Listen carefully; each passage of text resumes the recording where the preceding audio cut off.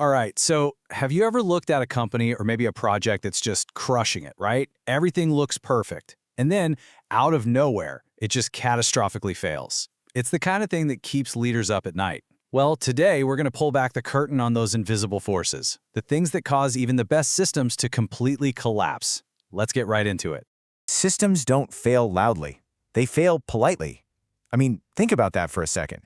How on earth can a total disaster be polite? It sounds like a total contradiction, right? But believe it or not, that one sentence holds the key. It explains why these things happen and why they almost always catch us completely off guard.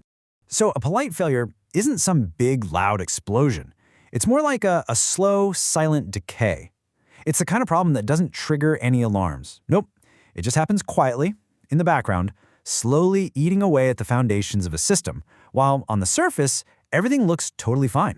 Okay, so what is actually causing this quiet decay? What are these invisible forces? We've talked about the what, so now let's get into the why. We're going to look at the two main things that drive these polite failures. Now, this first part, it isn't about the technical stuff. We're not talking about faulty wiring or bad code. Nope, this is all about human psychology. It's about how our own brains can trick us, how we can end up accepting risks that, honestly, should be completely off the table. And this gets us to our first big idea, the normalization of deviance. It sounds complicated, but it's actually pretty simple.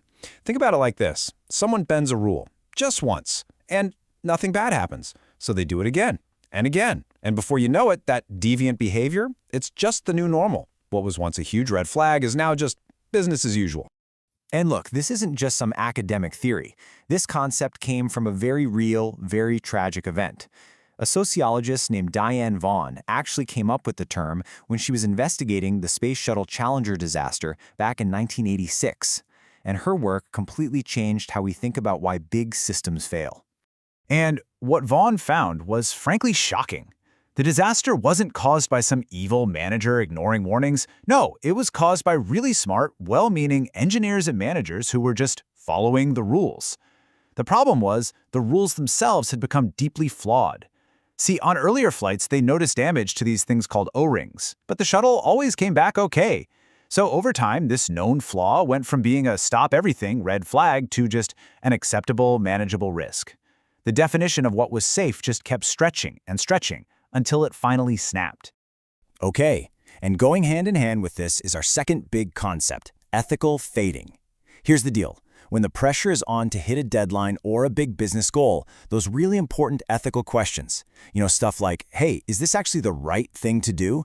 They just start to fade into the background. It's not that people answer them wrong, it's that the questions stop getting asked at all. All right, so that's what's happening inside our heads, right? That's the psychology. But how do whole organizations build an environment where these dangerous behaviors can actually take root and grow? Let's zoom out and look at the bigger picture, the structural problems that create what you could call an architecture of blindness. This right here, this really gets to the heart of a problem called structural secrecy. Basically, in any big organization, information gets trapped in silos. So up at the top, leadership is looking at a dashboard full of green lights and positive reports. Everything looks great, but down on the ground, the reality is a whole different story. You've got growing technical problems, shortcuts being taken. There's this massive, dangerous gap. And the crazy part is neither side can see the full picture. So what's the gas on the fire here? What accelerates this whole dangerous process? Well, it's intense pressure to hit those key performance indicators, KPIs. When a company cares only about whether you hit the target, it sends a really clear message. We don't care how you get there. And that pressure, it's pure fuel for both the normalization of deviance and that ethical fading we just talked about. Which, of course, brings us to the biggest question of all. If the problem isn't just a few bad apples, if the problem is the barrel itself, then just getting rid of the apples isn't going to fix anything. The real solution is about redesigning the whole system. So, how in the world do we do that?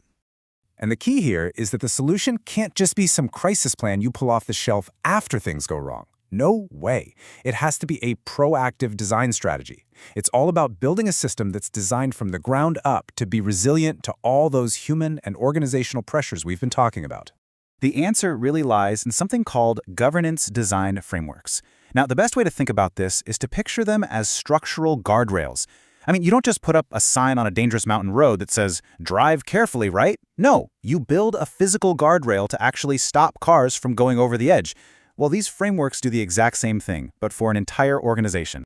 So these frameworks, they're basically built on 4 key pillars, or 4 of those structural guardrails we just mentioned, and you can design them right into the system from the start. Honestly, if you take anything away from this, this is the really important actionable stuff. Let's just quickly break them down. Number 1, you got to redesign your incentives. Don't just reward hitting the goal, reward hitting it the right way. Number 2, embed ethical checkpoints. These are mandatory pause moments where people are forced to stop and think about the consequences. 3, establish independent oversight. This is huge. The people evaluating risk should be totally separate from the people trying to build and ship the product. And finally, number 4, normalize dissent. You have to create safe, real channels for people to raise the alarm without being afraid they'll lose their job. When you boil it all down, it really just comes to this. The goal isn't to try and find perfect people because they don't exist. The goal is to build systems for imperfect people, like us. Systems that are designed to automatically lean towards safety and ethics. Systems that make it really easy to do the right thing and a whole lot harder to do the wrong thing. And that really leaves us with the final, most important thought here. The time to start thinking about these guardrails is not when your car is already skidding towards the edge of the cliff.